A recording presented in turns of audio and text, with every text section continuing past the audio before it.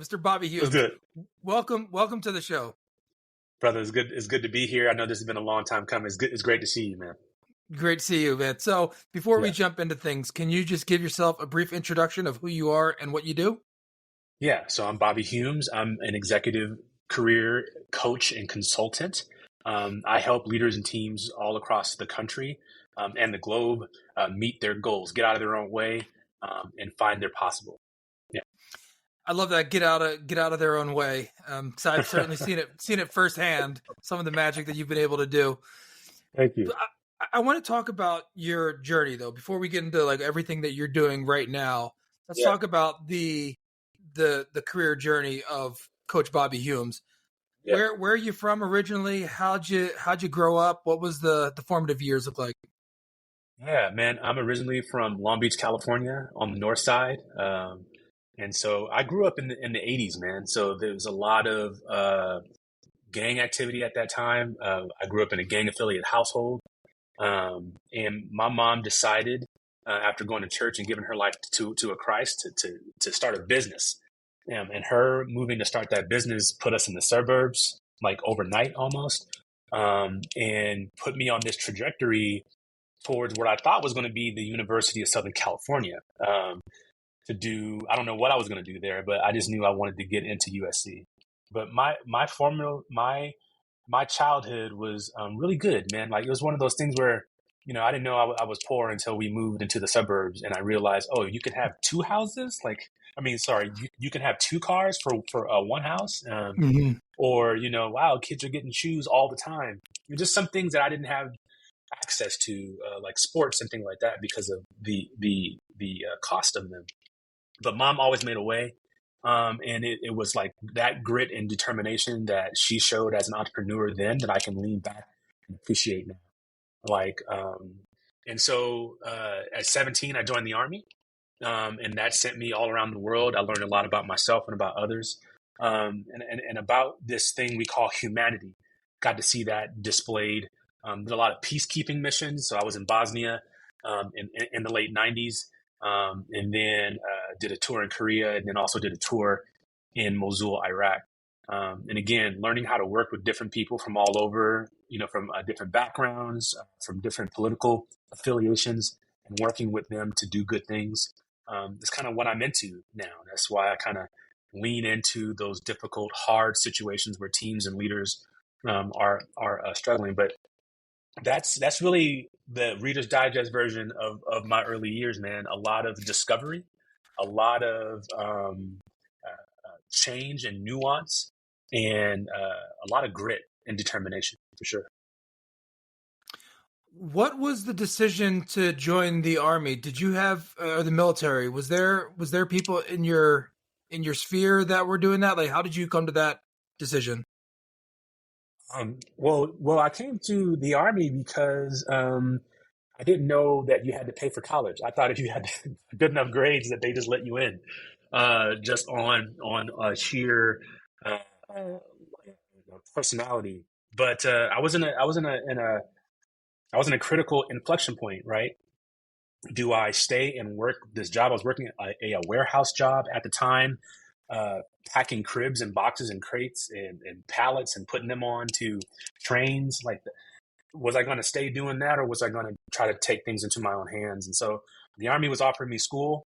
It was an option there. I was in ROTC in high school. The kids who's walking through the school wearing the uniform. I was doing that. So I knew it was a viable option to me, just because it was a class that I took in high school, and really excelled at the extracurricular parts of it, traveling, doing drill competitions, all those kind of things. Was really into that kind of stuff. So I knew that the Army was an option. And so I also have an uncle who was in the Army, but his he was in during the Gulf War, and his experience wasn't that great. So there was a lot of warning signs from my family, like, don't do this, don't do this. The expectation for me was I was going to be a doctor. I have an aunt who's a pediatrician. She's awesome, man. She went to Duke and UCLA at the same time. I don't know how she did that, but she made it work. And she just sold her practice, a long time practice in the Virginia area. But that was my expectation. She's the matriarch of our family, and my expectation was to be a doctor. And I realized early on in my life, I don't like blood or other things that come out of the human body, so that wasn't going to work for me. And so the Army was great, man. It taught me that I was an entrepreneur, because people assume that in the military you're some type of mindless robot. You're not. You're given a lot of you're empowered to make a lot of decisions and to work with those around you to solve complex problems. And I thrived in that environment. So yeah.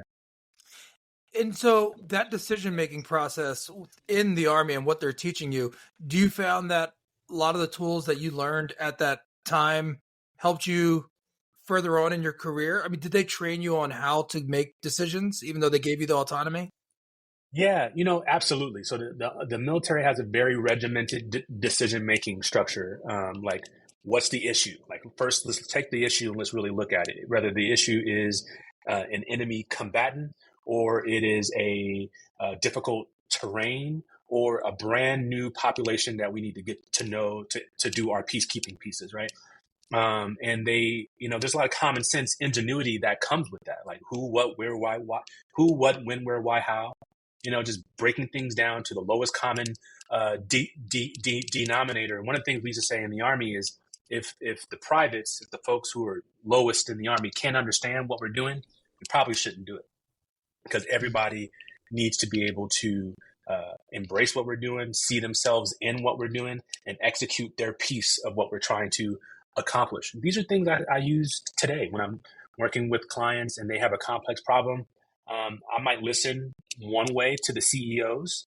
I'm going to listen totally different than the people who are boots on the ground, touching that widget every day, working that service line every day, because they're going to have a different data set that we can take and use in how we put together what we might use as our intervention or our solution set to that problem. It really takes everyone's vantage point looking at something in order to understand it, and then to see what's possible and executing, moving things forward. And so that definitely is something that I use. I use it in my home with my boys as well. Like, you have, not always having the answer for them, but helping guide them through a thought process that's going to help them land on that answer, because that's going to be more beneficial for them in the long run if dad is not the only sage in the house, right? They have them dial into that inner wisdom.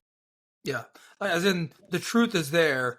Let's help you find the tools and the things that you can find available to get there. Absolutely. Yeah. When did you become a coach? Can you walk us through your career path and how you came to this as what you do? Yeah. So in the Army, I was a personnel specialist, and I did a lot of training and design. And I learned that I was good at being in front of people and helping them like learn nuances of different ways of looking at things. And so that I carried that out of the military into grad school, into a degree in human resources, where I get to work with people systems all the time. And it really scratches my curiosity bug. And so I ended up in a really interesting way as the chief HR officer of the city of Seattle, right before COVID and during half of COVID, right? And so at the beginning, it was all rainbows and skittles. It was great because there wasn't this huge 100-year virus that was destroying people's lives, and I was building things, right? Citywide policies. I was helping the HR focus of the city be more aligned to the race and social justice values that the city had. And I was just building really cool things. And then when COVID hit, we really had this challenge of,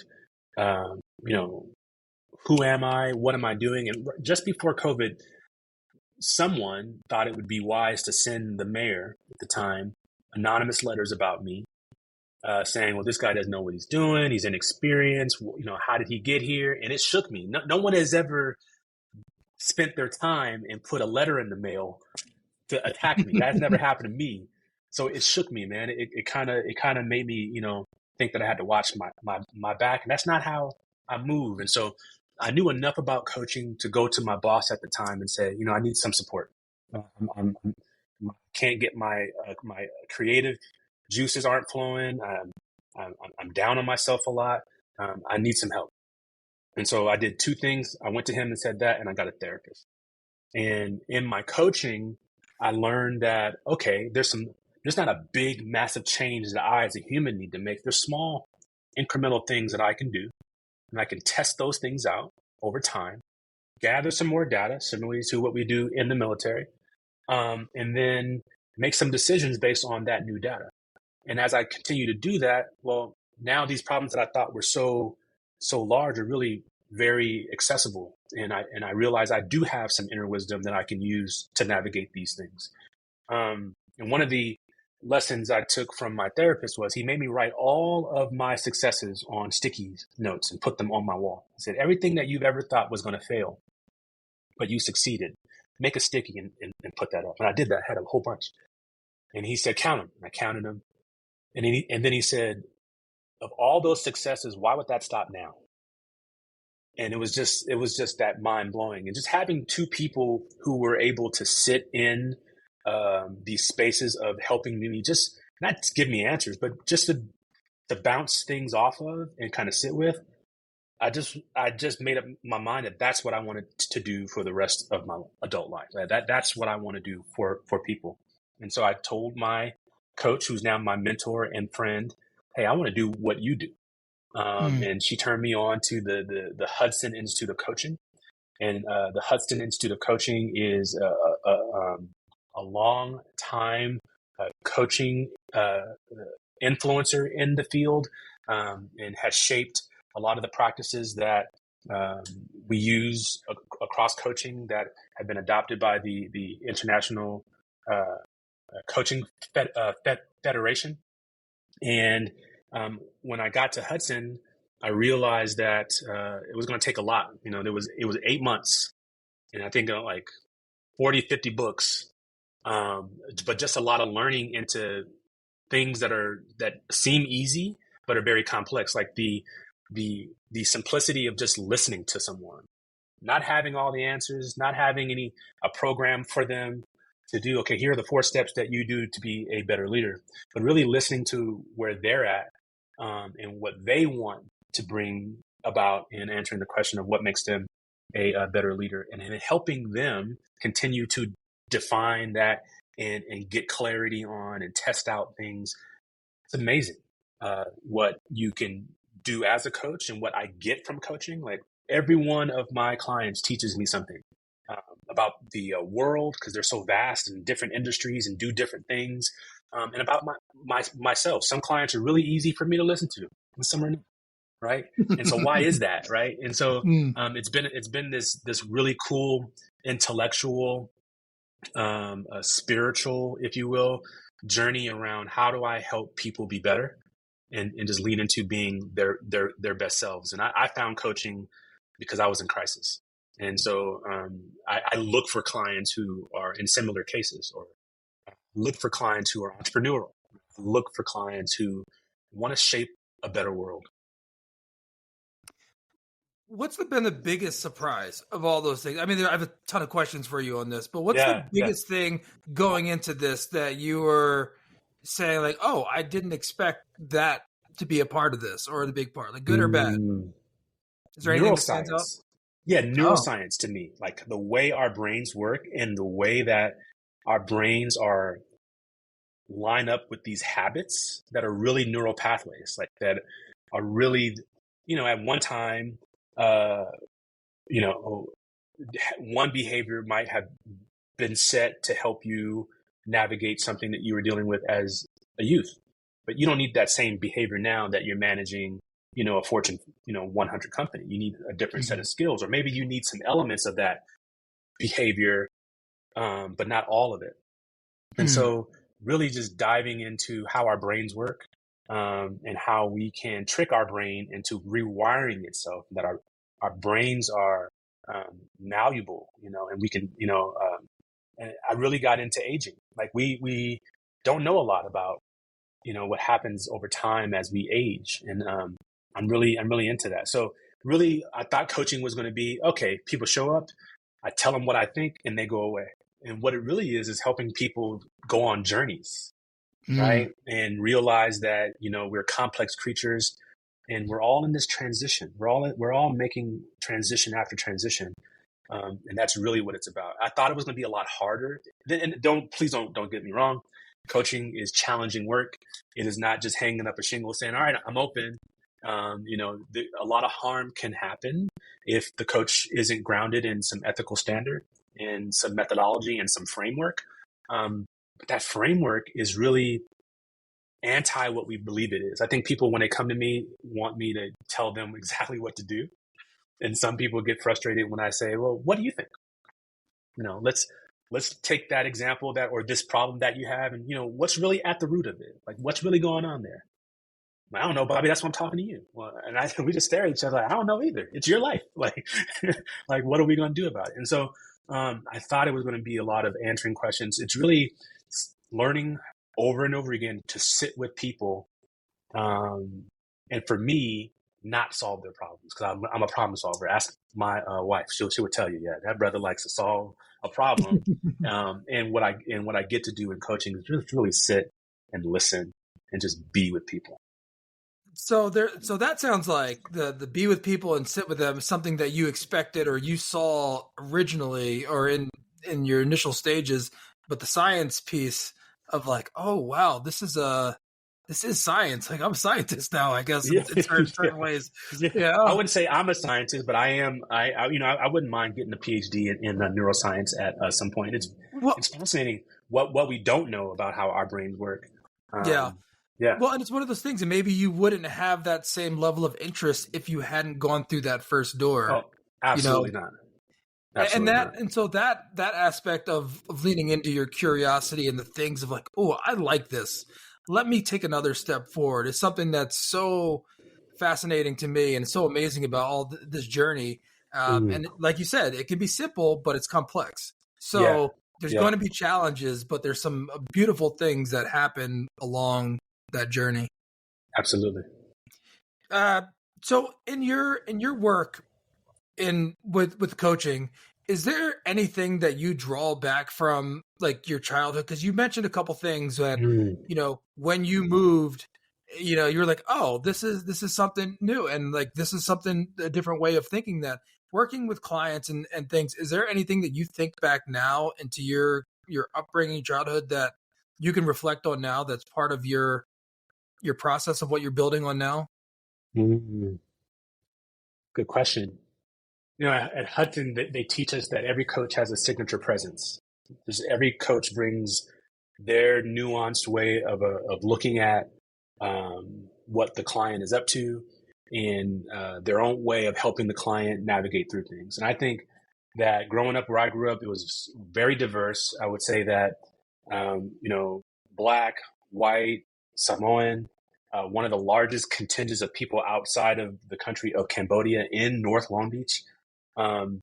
Those folks shaped my world. And so I think that when I show up with clients, I'm really curious about them, right? I'm curious about what, I ask this question, it may not ever get there, but I'm curious, what are your favorite foods? What are your family traditions? Because I was exposed to so much of that.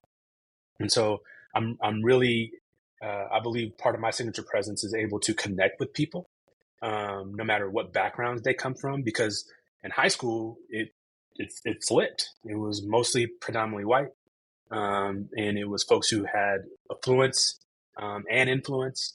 And that was at first off-putting, but very quickly, I found my way of how to navigate that. And so I think I'm a social chameleon in that way, without giving away of myself and who I truly am. You drop me anywhere, and I think I'll figure it out. I'll figure out how to eat the food. I'll learn, the parts of the language that I need to help me move and do what I got to do. And I think that's what I bring to my sessions. Like, no matter what region you're from, what background you're from, I'm going to help you create a space that you can be. And that's what I'd say. That's powerful. Thank you, brother. I want to make sure that we also cover something I know is big in your life, and that's music. Yeah, man. You haven't mentioned. I know it's huge for you, but you haven't mentioned it yet. So I I haven't want to mentioned talk it yet. about. Yeah. I want to talk about your musical journey. Like, tell me about how you were first introduced to music and all the different things that you've done. I Yeah. know, and all this has to influence who you are as a person and how you coach. So I'd love to hear more Mm. about that. Yeah. So music, if you know, I have music on my arm. It's like music's in my DNA, right? Like, um, I though there's a piano on my arm, I don't read music. I play all by ear. I play the piano. I play a little bit of bass. I play drums. I play a little bit of guitar, but mostly I'm a vocalist and a writer. I started playing music at about the age of 13. My mom, like I said, she changed our life radically when she dedicated her life to a Christ. That put me in this church community, and I was like, okay, that's lame. But when she started making me go to church, it was one of those church communities where they were big on you have a gift, and we're going to figure out what that is. And so we had a dance team, and we had a drama team, and we had a orchestra. And so I wanted to do all those things. And so I told the pastor of the church I wanted to play an instrument. He gave me a flute, and I was like, I don't know if this is the instrument I want to play, but brother, like, I learned to play that flute in 1 week. Like I knew the scales, I knew how to hold it, I knew how to do like different runs on it in about a week. And if you know anything about the flute and the fingerings, it's the same as a saxophone. So after a month, I was playing flute and the sax, writing my own songs. A kid next door to me also went to our church as well, and he had this old Casio keyboard. And I said, "Can I have that?" And then I started like learning how to play keyboard. Um, Fast forward into high school, I ended up becoming the assistant drum major without reading music. But because I was an ROTC, I could spin a mace. That's the big stick that the drum major carries. And when I had to conduct, I would go to the music store and buy the albums. And I'd listen to the albums and learn all the timing signature of the album so that when I came to school, I didn't have to read the music. I could just hear. Some people might say that's lazy. I say it's efficient because I wasn't going to be a music major. I just love music. I think it's a powerful tool and a resource for us. And so when I got into the Army, I started making beats. So I would have people come to my room, and I'd be making beats, and I'd have people like freestyling all around that while I was doing that thing. I would do vocal lessons in my Army room, and just always doing something. And then when I got out of the Army, I dropped a couple mixtapes. I always got something to say. So always producing, always writing. And today, well, at one time, I was the music director for a church. We wrote some original songs. I love teaching music, not necessarily like this is what you do, because I don't have any music theory background, but that energy and the performance element of what it should look like when you're really leaning into what you're doing. I'm just big on that. And so today I'm still a part of a worship team at my church. Hopefully we'll get to a point where we can start writing our own songs as well. Cause I got a lot of ideas, but I got a whole studio at my house, man. Like I got all the things that you need. And, I have a 5-year-old son. I have 5 boys. And my 5-year-old, I think he's caught the music bug. I heard him singing the other day. He's got perfect pitch. Uh, Yeah, and he's definitely a ham. So he'll have that performance element about him. We had him in piano lessons, but that probably didn't go well. We'll try again. But yeah, music is huge. I start my day with at least some lo-fi hip hop. By midday, I'm into some like lo-fi jazz, and then by the end of the day, I'm playing. If it's not like some punk rock, then it's some like old school funk, or just, I'm all across the board. I even have there's a Apple playlist called Classical Bangers, and it's just all like the top rated classical music, and it's just a great way to kind of mix up the flow, change the energy. Yeah, music's a big thing, and you are too, right? You got some musicians in your crib as well. yeah. Surprisingly so. Well, No, not surprisingly so. Music's such a big part of our life, but I never really trained in music. I play guitar. I played guitar for 13 years now, and See?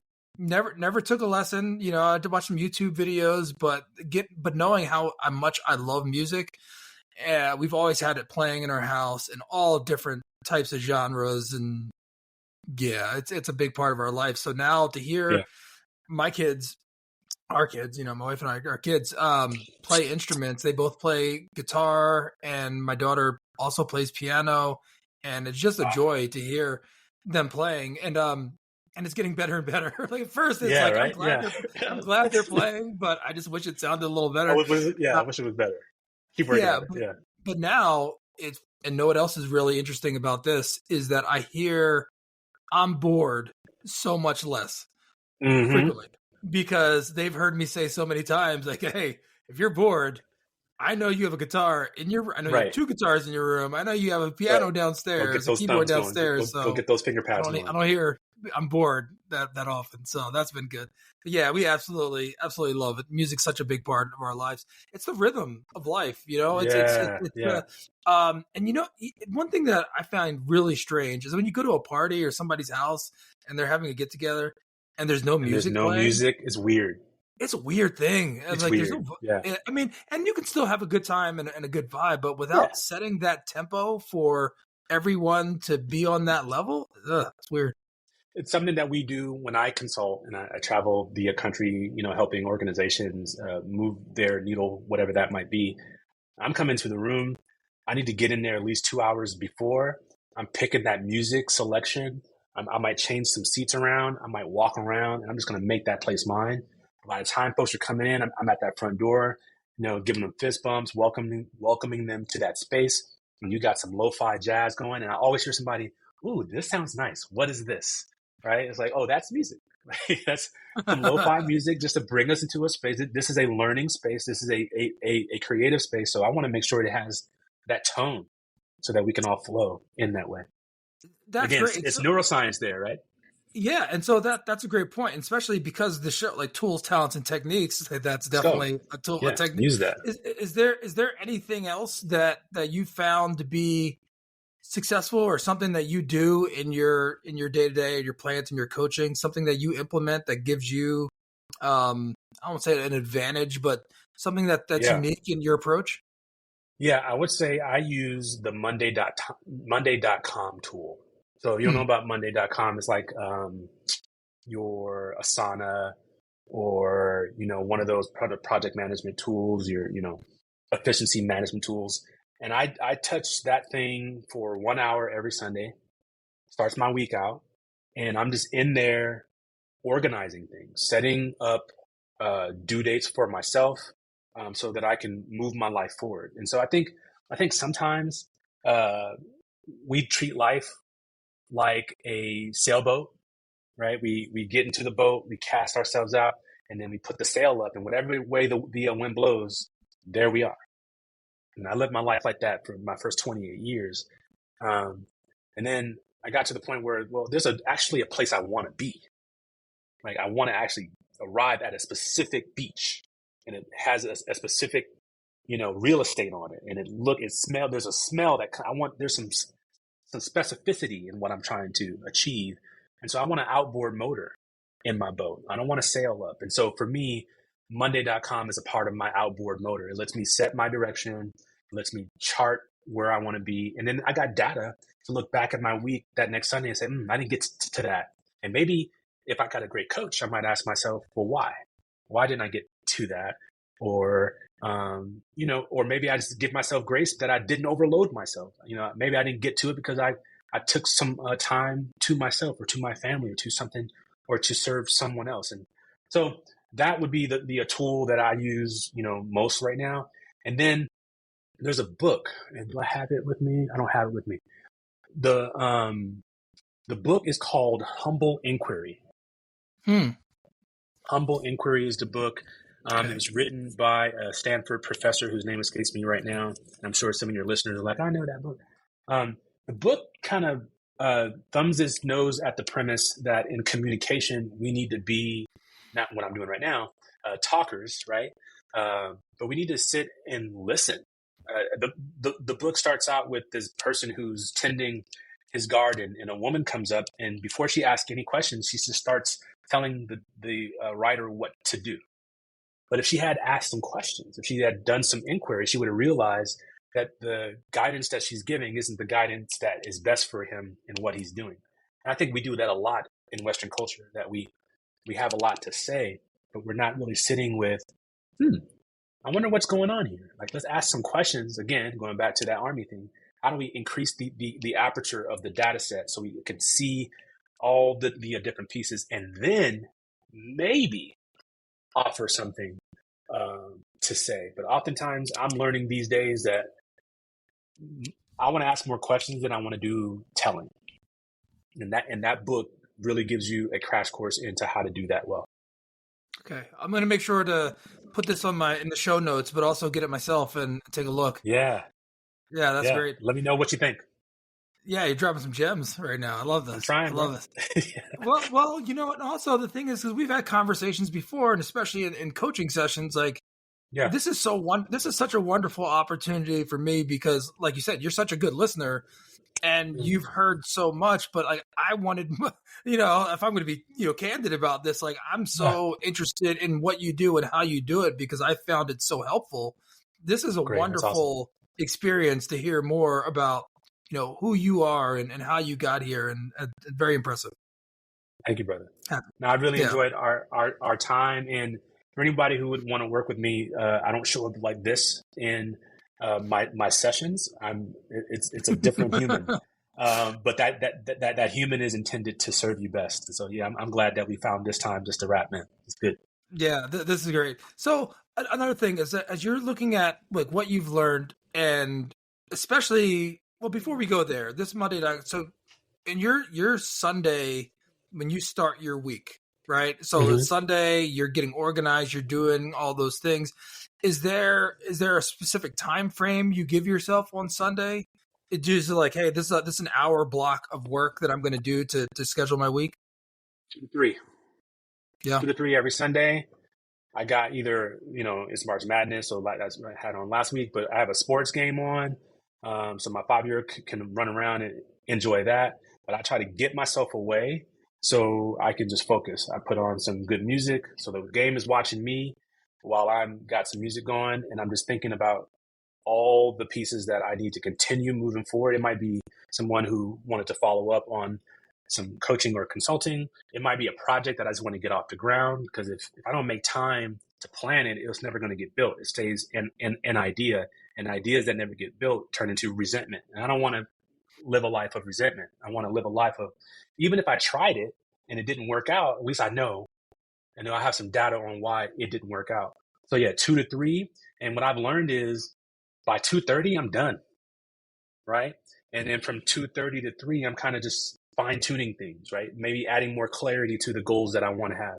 The Monday.com app allows you to add sort of urgency. So I can say something high urgency, low urgency. And so I might just look about 2:30, look and say, wow, a lot of this stuff seems urgent. Well, if everything's urgent, nothing's urgent. So let me put some priorities here to make sure that things are scaled right for me. And then I'm calendaring, right? And then because I'm an entrepreneur, my wife is an entrepreneur, we have a shared calendar. I want to make sure she knows what my goals are, right? So we can communicate. And so I'm updating those family calendars, right? I'm making sure that I'm set up that so when I have opportunities like this, I can just be. And I don't have to worry about, okay, what's coming next and this thing. No, because I already did that. I already did all that planning. So now I can just move. And that outboard motor, man, it's been amazing. That's fantastic. Such good tips. So I want to make sure that we give you a moment here to reflect on any parting words or anything, but I want to really focus on, if you could, the next few minutes of just like, what do you see holistically in, whether it's the industry, nothing specific about specific clients, but is there like what do you see in your sphere right now, and where all of this is going in society and careers and jobs and personhood? Is there any themes that come out? I think one thing that this is a great question. One of the things that we're never going to be able to escape, and we shouldn't try to, is transition. things are always changing. We have major conflicts happening all over the world that no longer stay in those spaces, even though the conflicts might be happening in those spaces. The outcomes and what people feel and how it nuances their life gets rippled all across our globe. We have that. We have the emergence of new technologies, right? Folks are saying that AI is one of the biggest advancements that we will ever see, whether it be in computing or any other industry. And so what does that mean for us? What does that mean for our jobs? What does it mean for our lives and livelihood? I think there's a lot of what we talk about in coaching: volatility, uncertainty, complexity, and ambiguity out there in the world. And so when I'm meeting with clients, they're trying to navigate that. They may not have that buttoned up language to say that's what it is, but that's what they're navigating. That's what we're all navigating. And so I love doing what I get to do because I get to walk alongside people as they're navigating that volatility, uncertainty, complexity, and ambiguity in their scope, right? And giving them insights, helping them realize that they have natural insights, things that they're already many times doing, but just need to be reminded of or pointed to, that they can make an impact regardless of all of that volatility, uncertainty, complexity, and ambiguity. So that's what I'm seeing.